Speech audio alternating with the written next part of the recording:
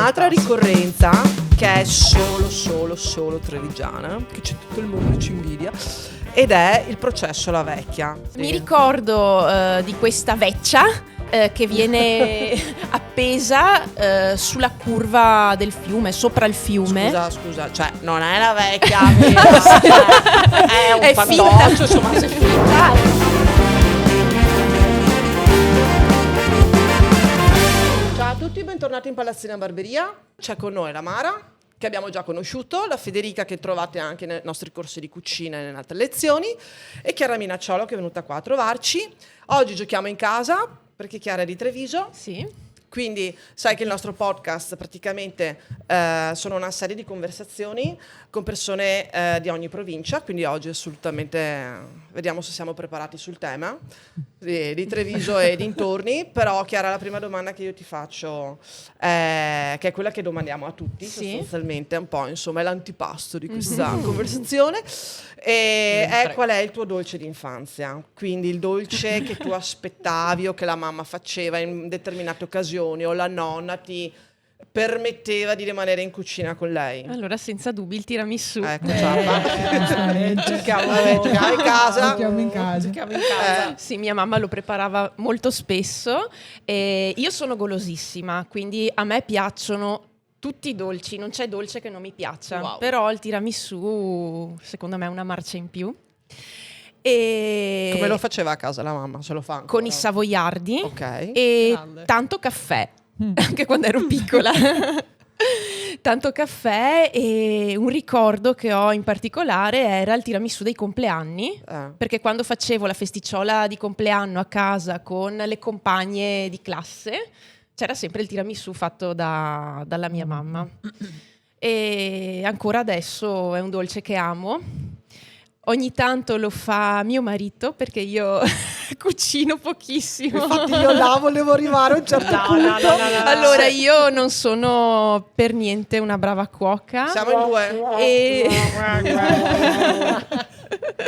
E non sono amante della cucina, cioè mi piace mangiare. Trovare pronto, ma non cucinare. Potrei Siamo in proporti due. dei corsi per farti E cambiare infatti idea. sì, so che qua ne fate parecchi.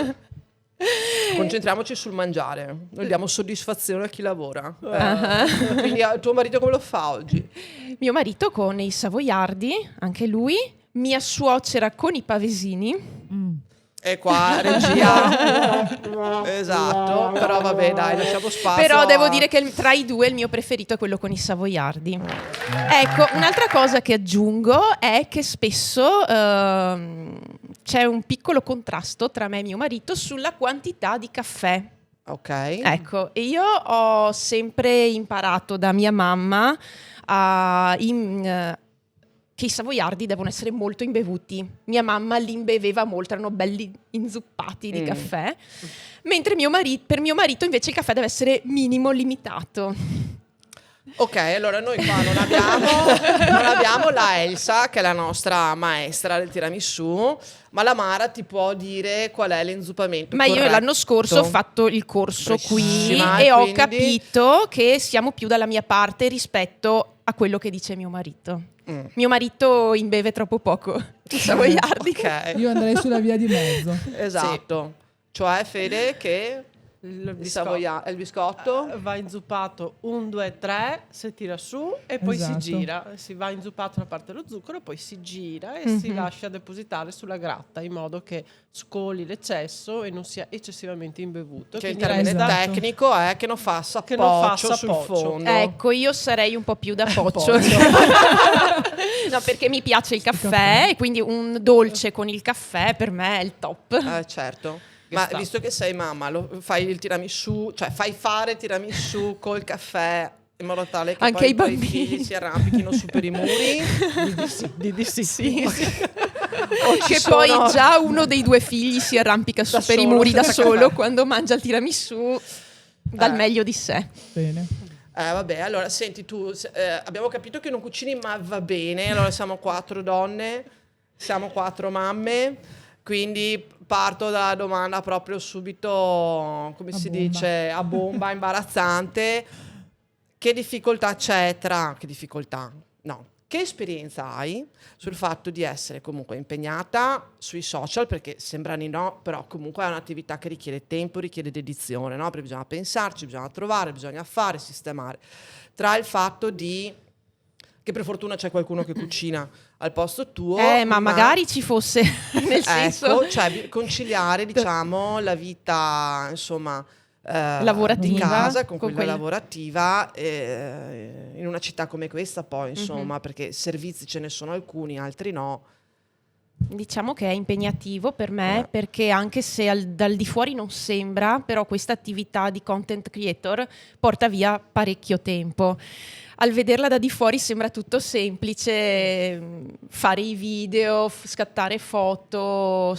Anche a me, a dir la verità, a volte faccio fatica ad organizzarmi perché mi sembra sempre tutto semplice. E invece ci vuole parecchio tempo, perché comunque bisogna trovare le idee, scatto delle foto, preparo dei video, preparare bene il set, scrivere i testi, richiede tempo.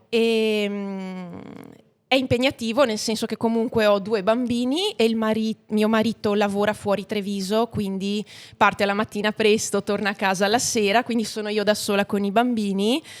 E il problema è quando si ammalavano. Quest'anno mi è andata bene, incrocio le dita. Vabbè, ormai l'abbiamo smagato. Esatto. Aprile è tutto in discesa ormai. Però gli anni scorsi, ogni 10 giorni, ne avevo uno che stava male. E era un incubo per me. Mi ricordo. Però ce l'ho fatta, insomma, in un modo o nell'altro. Diciamo che questo lavoro ha anche un vantaggio, che riesco ad organizzarmi, quindi magari quando i bambini sono a scuola io faccio full, faccio più che posso, pensando poi che magari in futuro possano essere a casa. E quindi io sono sempre stata abituata così, comunque fin da piccola, a prendermi avanti con il lavoro, fare più che posso finché ne ho la possibilità. Brava. Infatti, a tal proposito ti chiederei se c'è una frase, un modo di dire che veniva usato a casa, vediamo se alla Mara è venuto in mente, che veniva utilizzato, insomma, diciamo, quelle perle di saggezza educative, guarda, mi viene che la Montessori, levati. Prima il dovere, dopo il piacere. In italiano o in dialetto veniva detta a casa? Non chiedermelo in dialetto, perché io nonostante sia qui di Treviso, non sono brava a parlare in dialetto. Lo capisci ma non lo parli? Capisco, sì, Ma non lo lo capisco ma non lo parlo, perché i miei mi hanno, tra di loro parlano in dialetto, ma mi hanno sempre abituata a parlare in italiano, e poi anch'io con compagni di scuola, amici, ho sempre parlato in italiano. Comunque, prima il dovere, dopo il piacere. È sempre stato un po' il mio motto che mi ha accompagnata e che sto cercando di far imparare a mio figlio. Ci sto provando in tutti i modi, ma è una cosa impossibile, non ce la farà mai lui. Insisti. Insisto, mentre la bambina Alice è come me, Matteo non ci siamo. Tu avevi qualche modo di dire, Fede, a casa? Va avanti che processione si ingruma. Che è, diciamo, siamo sempre là, perché a casa mia era il sol magnaeore. Anche sì. Ragazzi, veloci, bisogna fare, fare no? Che è veloce. molto tipico dei veneti. I veneti sono un popolo che fa. No? Sì. E quindi fa prima il dovere, poi il piacere. Pensate che noi abbiamo Marco, che è un ragazzo che lavora qua in Palazzina, che quando tu lo chiami lui risponde comandi. Anche mio nonno, che è tipico veneto. Sì. Cioè comandi è vero, dovere, è regola, è pronti. Cioè pronti qua, i veneti sono un popolo molto, no, reattivo rispetto al fare. Va bene, chiaro, torniamo a Treviso, perché chiaramente mamma, non cuoca, social. No, beh, ma guarda, io ne approfitto perché sono peggio di te, io, cioè proprio... No, comunque apro una piccola parentesi, non cuoca, però durante tutta la settimana cucino io. Allora, ma scusa, ma cucino l'essenziale, quindi petti di pollo. Te fa da mangiare, che è diverso da cucinare, te fa da mangiare. Ci nutriamo. Esatto. E poi nel weekend mio marito è a casa e quindi lui si sfoga ai fornelli. Lui cucina? Lui nel weekend, sì, ma lui ha molte idee. Io più ci penso e meno idee ho, non mi vengono le idee. No? Per me c'è il petto di pollo, la pasta asciutta, la minestrina, L'essenziale. Il minestrone. Sa. Però magari uscite, no? Anche ogni tanto durante il weekend, sì, immagino, nel weekend anche ogni perché tanto ti anche piace fare la usciamo. colazione fuori. Sì. Giusto? Sì, e ci Qualità piace di anche vita. mangiare cibo veneto, cibo trevisano. Quali sono i piatti che ti piacciono di più? Allora, a me piace tantissimo il baccalà mantecato, i crostini. Cicchetti di baccalà Cicchetti, mantecato. sì. E poi il radicchio di Treviso, che quello lo so cucinare. Quindi- Come lo fai? ai ferri. Ai ferri. Oppure al forno. Ecco, una ricetta un po' più... Allora, ai ferri, quella base quando proprio non ho tempo, alla piastra. Altrimenti al forno lo cospargo di grana grattugiato, un po' di olio sotto. Anche lo questa è fai una cosa gratinare. comunque Si facilissima poi da detta alle fare. 11, cioè non è Esatto. che proprio il mattino. Comunque sì, mi piace tanto ed è anche veloce da cucinare. Sì. Giusto. Sì, giusto. E quando sei a Treviso fuori a mangiare, quali sono? Ma parliamo magari del centro prima e dopo dei dintorni. Ci sono degli angoli di Treviso in cui dici no, cioè bisogna che passo per là davanti perché Sì, il il primo che mi viene in mente sono i buranelli. Eh, Bellissimo, secondo me, anzi consiglio a tutti quelli che ci stanno seguendo, se venite a Treviso passate per i buranelli perché veramente è una chicca di Treviso. Proprio bello con l'acqua, c'è uno scorcio che un po' ricorda Venezia, con questi palazzi che si affacciano sul fiume. Beh, ma a Treviso lo chiamano la La piccola, piccola Venezia, no? Per sì. via di questi canali. Sì, un altro posto che consiglio è il Ponte Dante e il ponte anche che c'è davanti all'università, Certo. perché da lì salendo sul ponte c'è una vista bellissima sul fiume, sul Sile, che è il fiume che attraversa Treviso. Tu lo sai che noi ci abbiamo Dante sepolto qua. Il figlio però. Attenzione, che dopo venga fuori incidenti diplomatici. Il figlio. Un po' di DNA di Dante, ce l'abbiamo qui noi. Comunque è vero, perché l'altro giorno passando per strada ho sentito due anziani che parlavano e dicevano: sai che Treviso è la dépendance di Venezia? la siamo dépendance la di piccola Venezia. siamo Sono figli girati, minori sì. di Venezia, sì. tanto è vero che le ville venete che sono da qua a Venezia sono per lo più dislocate sul Terraglio, che è una strada che è stata fatta da Napoleone, ed erano vere e proprie fabbriche, cioè erano casoni, diciamo, c'era la villa signorile, ma intorno c'era tutta la parte dedicata alla fabbrica, quindi alcune si sono anche proprio specializzate perché c'era quella tessile, c'era quella legata alla manifattura, quindi ci vivevano famiglie, insomma c'erano 50 persone, ma andavano avanti l'economia dei veneziani. Sì. Quindi ti dico anche un'altra chicchetta, e su questo ringrazierò per sempre il mio prof del liceo, che il campanile del Duomo non è che insomma lo studiamo su storia dell'arte per la sua bellezza, però di fatto ha il basamento che è più grande del campanile di Venezia di San Marco. E a un certo punto, siccome c'era proprio questo legame fortissimo, perché dicevano presa Treviso, presa Venezia, perché di fatto Treviso era un magazzino di Venezia, insomma i trevigiani partono a costruire sto campanile, sono arrivati i veneziani e hanno detto gran calma, perché se lo arrivate fino in alto diventa più alto del campanile di Venezia e quindi è tranciato a 3/4 sostanzialmente. E l'altra cosa che fa capire quale fosse il legame è che le mura che noi abbiamo sono in terrapieno e sono diverse dalle cinte murarie che sono di solito nel Medioevo, sono fatte in mattoni sostanzialmente, perché Treviso era assolutamente strategica e erano molto più consistenti, molto più forti e all'epoca non c'era la possibilità di utilizzare gli stessi strumenti di assalto che c'erano con le cinte murarie di Verona, di Padova, per cui coi trevigiani si sono proprio impegnati alla stragrande insomma a difenderla. Sì. C'è un legame che è strettissimo assolutamente. E comunque aggiungo anche che adesso ultimamente c'è anche un forte legame dal punto di vista turistico, perché una volta, anni fa, di turisti ne vedevo pochissimi, e invece adesso tanti che vanno a Venezia, magari soggiornano qui a Treviso per poi andare a visitare Venezia. È aumentato veramente tanto negli ultimi anni. Beh, ma insomma noi siamo pronti anche perché Cioè, è Noi anche ci siamo. bellissimo vedere tutta sta gente diversa. Movimento. Sentire parlare e anche inglese. soprattutto vedere lo stupore della gente che dice wow, cioè, è proprio bella Treviso. Sì. Perché fondamentalmente noi siamo molto innamorati, no, di questa città, però vivendola non ti accorgi mai di quanto, cioè dai per scontato, insomma lo dai così. Di quanto bella sia. Infatti dicono che bisognerebbe camminare per Treviso con la testa in su per guardare quello che abbiamo nella parte alta, che molto spesso non si nota. Treviso è bellissima, vabbè, io sono di parte, però è stupenda, e quindi avere delle persone da di fuori che l'apprezzano è un valore aggiunto ed è una gioia proprio per il cuore, assolutamente. Treviso è bellissima e sottolineo si mangia benissimo. Cioè, è vero? Si mangia bene.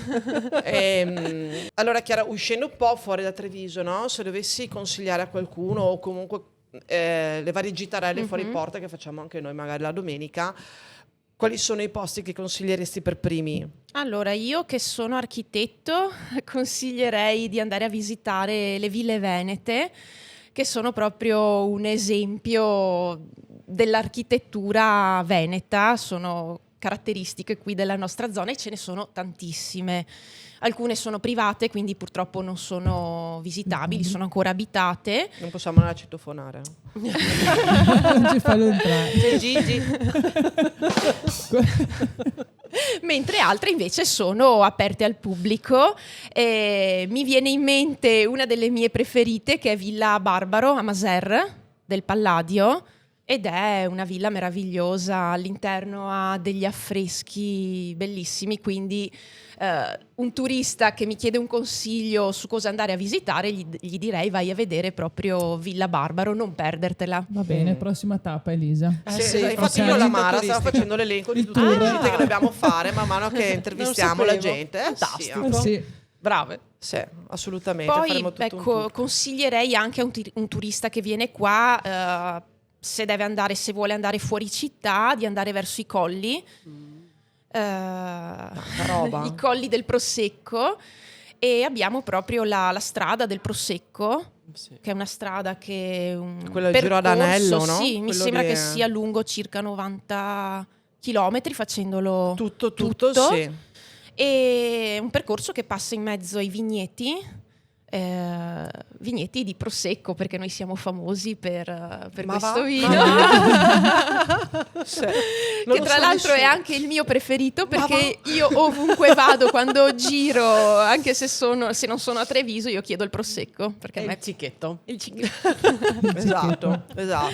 Sì, è una zona bellissima e forse anche un po' è poco conosciuta comunque rispetto a tutta l'Italia, non se ne sente spesso parlare. Panoramica, molto verde. È vero, Vero. molta natura. Sì. Ti dico un altro posto che io adoro, che è la Restera. Ah, Guarda. sì. Io adoro la Restera Sì. e a parte che vabbè magari sabato domenica di primavera Che- sembra a Jesolo, a Ferragosto, Perché c'è via tanta Baffino. gente, gente. sì. Perché i trevigiani sono affezionatissimi a quel posto. Ma sai, e- ti interrompo un attimo. Io ho scelto casa vicino alla Restera perché era la mia Dai. zona preferita. Io quando ero giovane, più giovane, quando volevo un attimo rilassarmi, distrarmi un po' dallo studio, prendere un momento per me, prendevo la bicicletta e correvo in Restera, andavo in bicicletta, mi facevo il mio bel giretto in Restera e tornavo a casa completamente rigenerata, È vero. giusto? E quando ho iniziato a cercare casa per me e mio marito, insomma, per trasferirci qui a Treviso, per vivere da soli qua a Treviso, volevo proprio una casa in Restera. L'abbiamo cercata per tanto tempo e alla fine sono riuscita a trovare proprio lì, perché era la zona che mi è sempre piaciuta di più per me, per ritrovare me stessa, insomma. Sì. Bella, Sì. bella. No, penso che tutti siamo passati per la Restera, tutti.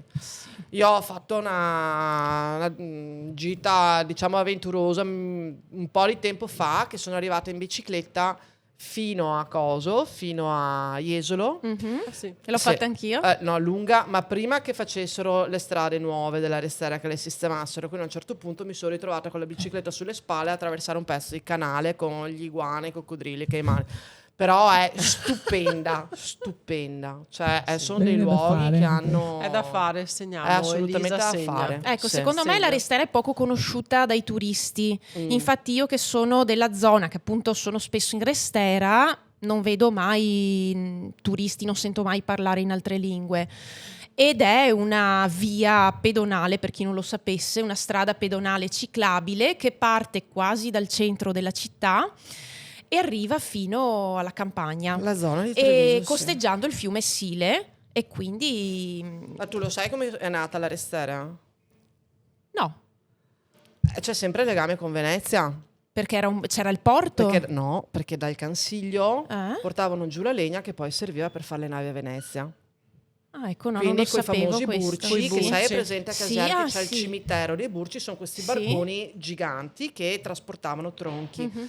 La barca, questi burci, per farli riportare su, li trainavano con i cavalli, quindi i cavalli hanno segnato, si è disegnato, che ha fatto il troso, Brava. cioè a forza di venire su seguendo il fiume, le dovevano riportare su le barche vuote per poi riempirle nuovamente. No, cioè ci sono Che quelle legame. storie da paura e c'è un legame con Venezia che è mostruoso sì. su questa cosa qua. Adesso è tutta ciclabile, le hanno sistemata anche i punti, quelli che erano rimasti un po' dimenticati, quindi ci sono anche diversi punti di ricovero, c'è il noleggio per le bici, Sì. quindi è proprio una gita. Segniamo. C'è una ricchezza che abbiamo. Ecco, no? adesso mi hai fatto venire in mente però che vedo spesso gruppi di turisti che la fanno in bicicletta perché c'è un punto dove si possono noleggiare Sì, le sì, bici assistite Sì. e da lì si arriva fino a Jesolo. L'ho fatto anch'io ed è veramente È bello. un Siamo bellissimo venuti a percorso. prenderti perché comunque Sì, dopo cioè, è proprio- quando arrivi a Jesolo torni indietro col pullman e mi sembra sì. che sono 60 chilometri Però. e l'abbiamo fatta con i bambini. Che bello. Matteo ha pedalato, Alice era piccolina, era nel carrettino dietro di noi, invece Matteo se l'è fatta Tutta. pedalando. No, è bellissima. Che bello. Bellissima, sì. Molto, molto Sì, bello. sì, poi un tratto bellissimo passa proprio di fianco alla laguna e quindi hai questo tratto in cui costeggi la Sul laguna, ci sono taglio tutti del i Sile. canneti. Bello, sul taglio bello. Ho del un Sile. bellissimo ricordo, sì. Sì. Quindi dopo tutta sta bicicletta noi facciamo pausa merenda perché abbiamo bisogno di rinforzarci massimo. Allora, noi stiamo facendo il merendino e continuiamo a chiedere a Chiara quali sono le tradizioni, capito? Perché la tradizione principale di un ragazzino a Treviso, Esatto. dalla quinta elementare più o meno fino alla maggiore età, è ottobre, le fiere di San Luca. Anche là. io Poi non tu vedo abiti- l'ora che arrivino. Abiti là a fiera. E lì brillano Io, gli perché occhi io dei abito, ragazzini. sì, abito in zona a Fiera, allora questo è un appuntamento che tutti i bambini aspettano con ansia. Anche gli adolescenti, dai. Esatto. Anche a qualche grandetto. Esatto. Pa' mangiare. Esatto. 2 settimane, di solito dai primi di ottobre, dal 4-5 ottobre, 2 settimane in cui nel piazzale, si chiama Prato della Fiera, che è una zona, un grande parcheggio, diciamo, un piazzale, ci sono le giostre. E ci sono tante giostre. C'è festa, ci sono degli stand dove poter mangiare E cosa si mangia là? L'oca, Loca, Esatto. oppure di dolce là? la frittella. Madonna, la fritto. La Grande così? sì. Beh, a onta. Sì. E come Esatto. poi dove va ripassata, bella calda. Mamma mia, Tac, solo tac, zucchero. Zucchero e tu la mangi. E calda, ma allo stesso tempo la stai gustando così tanto che non ti accorgi neanche che è bollente, ti stai ustionando. È E vero. c'è un'altra cosa che si mangia. I folpi. I folpi, Orpo, è mamma vero, mia. sì. I folpetti. È vero? I I folpetti, folpetti che però a me non piacciono, però In italiano, nella mia i famiglia sì, moscardini. sì, ai miei sì. Che è tutto da fare prima di andare dopo, scusate, andare sulle giostre. perché sennò- Soprattutto il esatto. tagadà. No, ma c'è le fiere, cioè a Treviso inizia la scuola, entri un po' nel Esatto. mood di depressione, dopo E sono iniziano le di San fiere, Luca, è sì. vero, è vero. Sì. Fra È giostre vero. e cibo. Mi viene in mente, c'è anche un'altra cosa, Elisa. E il paninonto? E il paninonto, è vero? Il paninonto, ci sono adulti lì, so che si prendono È i vero. cassotti Sì, per sì. C'è dei per pranzi mangiare. completi praticamente, Esatto. dei pasti completi. Sì, c'è proprio lo stand Ma del tu andavi alle paninonto. fiere? Sì, io Ma per andavo, forza? sì, e adesso porto i miei figli. E loro veramente sono contentissimi quando ci sono le fiere, appunto durante l'anno non vedono l'ora che arrivi questo periodo che li rallegra un po' dall'inizio della scuola. E però io invece non sono molto allegra perché da una parte è un evento molto bello, dall'altra parte è un po' un disagio per chi abita nella zona perché occupa un parcheggio e lì c'è la scuola dei miei bambini e purtroppo per un mese, perché le fiere durano 2 settimane, 2-3 ma tra settimane, preparazione e poi smontare tutto parte un mese, abbiamo un disagio dal punto di vista del parcheggio.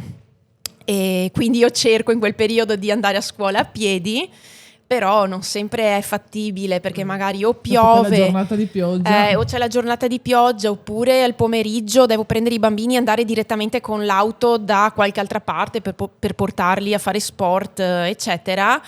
E quindi io con ansia aspetto che finiscano le fiere. Sì. Segni sul calendario Sì. le giornate che passano. Mamma mia. Però devo dire che è un evento molto importante, riconosciuto qui da noi trevisani. Penso che ci sia tanta gente anche da fuori che viene proprio. Beh, non è la fiera del centro di Treviso, è proprio la fiera della provincia. Esatto. Perché cioè, io ho visto negli anni, da quando andavo io, adesso lo vedo con mia figlia, che prima la portavo. E Ma in giostra anche tu. sì, beh, certo che non è giostra, cioè, ma assolutamente autoscontri Grande. fino a un certo punto, perché sennò dopo avevo Il cervicale e l'autovolante a manetta. E adesso invece, cioè, proprio vedi la fase di crescita. Mamma, mi porti, adesso non serve più. Mamma, mollami, quindi io la esatto. butto in corsa, perché quindi non devo trovare parcheggio. Lei è una carriolata di altre ragazzine. Sì. E adesso abbiamo il prossimo step che si arrangia sostanzialmente. Sì. Cioè, autobus via. Sì. Ogni età. Però c'è un'altra ricorrenza che è solo trevigiana, che c'è tutto il mondo e ci invidia, ed è il processo alla vecchia, Sì. che è ben diverso dal panevin. Esatto. Sì. Perché Infatti voi- molti fanno confusione. Brava, Chiara. Innanzitutto è diverso il periodo in cui viene fatto. Esatto. Allora il panevin è quasi sempre il 5, la sera del 5 gennaio. Esatto. E soprattutto nei paesi della provincia di Treviso. Invece il processo alla vecchia si fa in centro a Treviso, precisamente vicino al Ponte Dante, Esatto. di cui abbiamo parlato prima. Esatto. E è un avvenimento molto bello da vedere. La mia famiglia abita lì vicino, quindi quando ancora abitavo a casa con i miei ci andavo anch'io. E cosa ti ricordi? Mi ricordo di questa veccia che viene appesa sulla curva del fiume, sopra il fiume. Scusa, cioè non è la vecchia vera, è un È fantoccio, finta. insomma, se è finta è fatta con insomma, ecco, che dopo magari Con l'Elena, non però. so, Atti di esatto, cannibalismo. prego, scusa. Viene appesa sopra il fiume, le viene fatto il processo e se le cose durante l'anno sono andate male, le viene dato fuoco, viene incendiata. C'è un anno in cui non le hanno dato fuoco? No, le danno sempre fuoco. Non esiste, tutti gli anni ha preso fuoco. E quindi tutto il male va nel fiume, viene portato via. Esatto. Appuntamento veramente bello della nostra tradizione, sì, soprattutto anche perché viene fatto di sera. Ecco, e non ho specificato che rispetto al panevin, che appunto dicevo viene fatto il 5 di gennaio, il processo alla veccia viene fatto a metà quaresima, Esatto. quindi è più o meno è sempre a fine dell'inverno, inizio primavera. È bello perché poi ci sono i giudici, non è proprio allestito quasi un tribunale, quindi viene proprio fatto un processo a 360 gradi, è Sì, magari simpaticissimo. quando fanno il processo raccontano magari degli episodi nell'anno, Ah, sì, brava, dell'anno passato, cioè, e fanno il processo a questi avvenimenti che sono successi in città, in provincia, di politica, di cronaca e quant'altro. Assolutamente. Il processo quest'anno si è appena tenuto. E Fede, tu hai quali sono stati i temi che sono stati affrontati? Che poi non stiamo parlando di grandi sistemi, ma di quello di cui si lamentano i trevigiani praticamente ogni giorno. Di che cosa ci lamentiamo noi ultimamente? Allora, io ti racconto un aneddoto. Io abito a Casier, lavoro in centro a Treviso, 4 chilometri, un'ora per arrivarci. I mezzi non funzionano, le strade non funzionano. Insieme a tutto questo cosa ci mette in mezzo? I cantieri. Quindi uno dei temi caldi sono stati appunto i cantieri, che quest'anno Treviso è ricca. Sì. Ci sono case cantieri ogni 2x3. E purtroppo un altro tema caldo è stato le baruffe, che detto in modo un pochino più gentile, dei ragazzini, queste famose baby gang. Quindi sono due temi che sono un po' caldi, e sta vecchia poretta se che ha fatto carico ma è andato fuoco col napalm praticamente, non ha avuto scampo, non ha avuto scampo, e alla fine poretta è stata bruciata. Ti faccio un'ultima domanda, Chiara, che comunque la facciamo uguale a tutti i nostri ospiti, quindi l'antipasto e il dessert. Girando un po', comunque conoscendo tante persone, secondo te cos'è che rende Veneto un Veneto? Ci sono dei tratti distintivi che so già la risposta, scegli la seconda, la terza, le bestemmie. Vabbè, ma non siamo tutti così nei cantieri. Ecco, vedi che c'è tutto un collegamento. Esatto. Aggiungi la pioggia? No, infatti, pensa alla seconda, perché la prima che è quella che dicono tutti. No, perché veramente mi vengono in Non so, che siamo degli alcolizzati, per esempio. Beh, ai veneti piace molto bere, piace mangiare, perché comunque abbiamo buon vino e buon cibo, e sono persone che lavorano, la maggior parte hanno in testa solo il lavoro, e ti è stato insegnato anche in casa, prima il dovere, poi il dopo il piacere, quindi è proprio la nostra cultura, no? Ah sì, il nostro mondo. E comunque secondo me sono persone molto aperte, a cui piace far festa,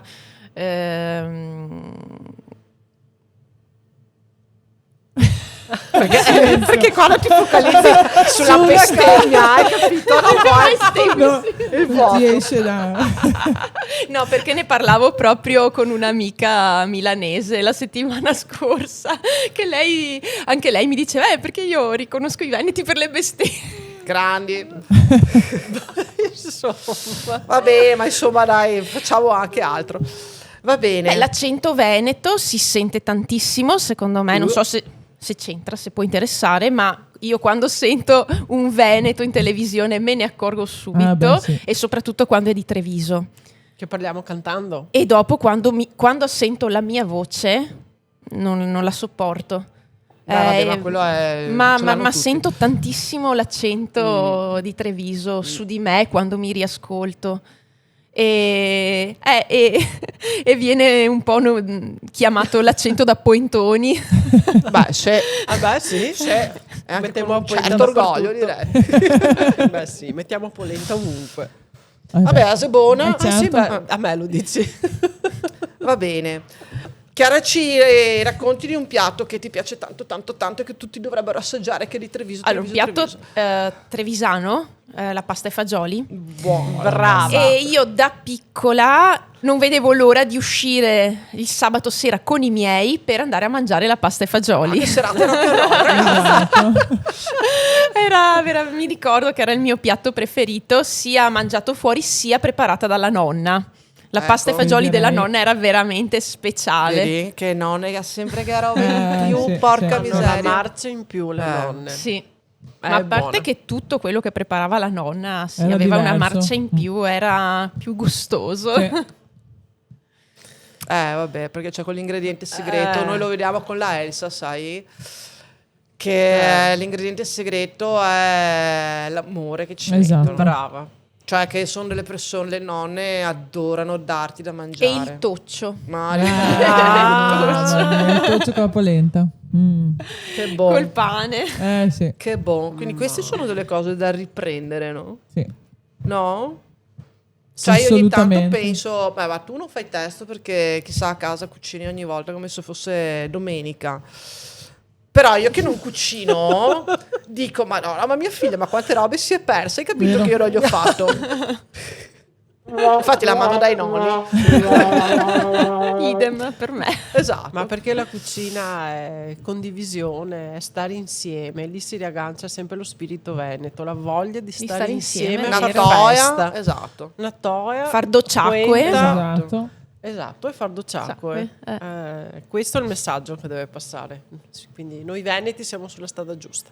Assolutamente, anzi siamo influencer di questo stile di vita. Esatto. Ecco. Esatto. Va bene, Chiara, grazie mille. Grazie a voi Ti aspettiamo quando vuoi. La Fede ti fa tutti i corsi di cucina che vuoi. che servono. Esatto, che servono. Ti aspetto.